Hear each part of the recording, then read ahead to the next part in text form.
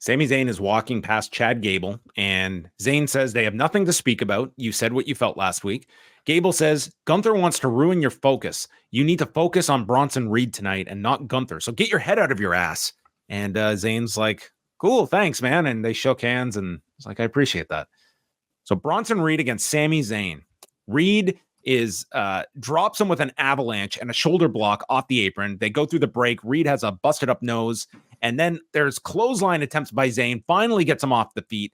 And then Gunther walks out. This takes Zayn's head out of the match. He's focusing on Gunther, manages a tornado DDT, but then he's eyeing Gunther again, and that causes him to delay the haluva kick, and he is stopped with a lariat and hit with the tsunami as Bronson Reed pins Sami Zayn in 9.5 minutes. There are most characters that I would think this would be a terrible decision to go with ahead of WrestleMania. But they're obviously, I mean, Zayn is one of those characters that they feel they can just beat and beat and beat because and he gets stronger.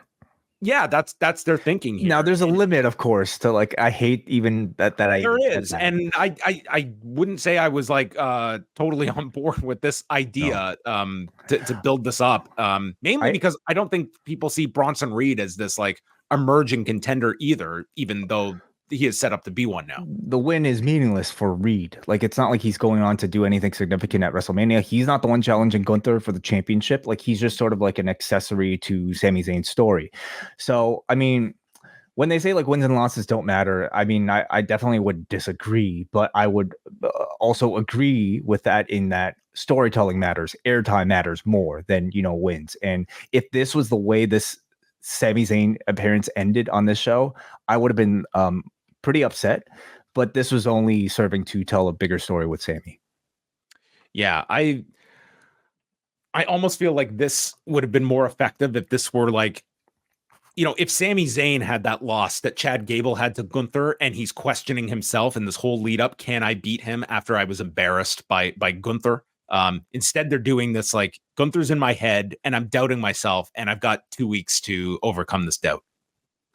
Which is a good enough amount of time to tell this story, don't you think? Now, he's actually just got 1 week to, convey that he's gained his confidence. But would you care to recap the next Sami Zayn segment just so we can maybe talk about? So Zayn is furious backstage, and Gable calms him, stating that you let Gunther get into your head. He knew what he was doing. Zayn says, I knew what he was doing and I still let him do it. How did I let that happen? Gable says that what he does is he plants seeds of doubt. And that's what he did here. You're one of the best I've ever been in the ring with. And with Gunther, it's not just physical, it's mental. And you can't give in to those doubts. You need a different approach. And if what you're looking for is a different approach, then we can talk. Yeah. And I can second you at Mania, and I can get a payoff at WrestleMania without having to work. Well, there's certainly that.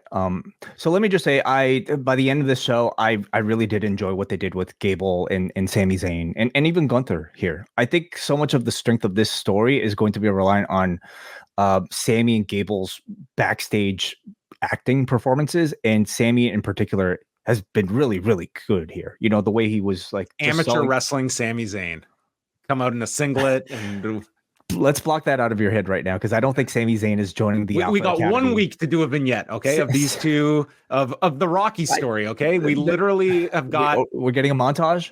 Yeah, we got Apollo Creed. These two are going to be doing Hearts the Apollo on Fire? Creed, Sylvester Stallone in the water, hugging. Okay. Stop me up for Bill Conti, less Hearts on Fire. Oh my God, Gunther's going to be Ivan Drago. Yeah. And then Carl Weathers is going to be Sami Zayn. And Gable is going to see his friend die, and Gable's going to have to step up to face Drago. I mean, pick your I guess Apollo Creed in this case, but I don't think they're going any campy route here. I think they recognize the strength of like what they have in the performances of a Sami Zayn, and I feel like I have a prediction in where they're going here.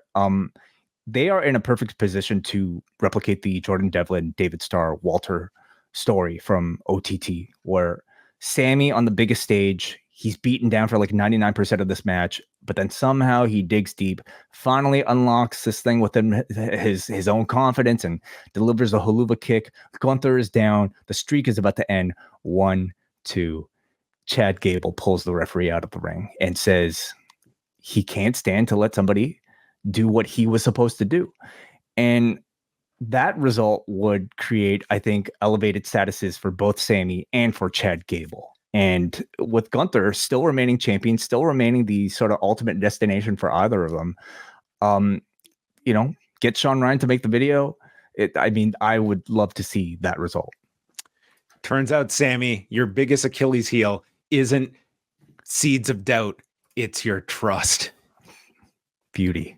Love it.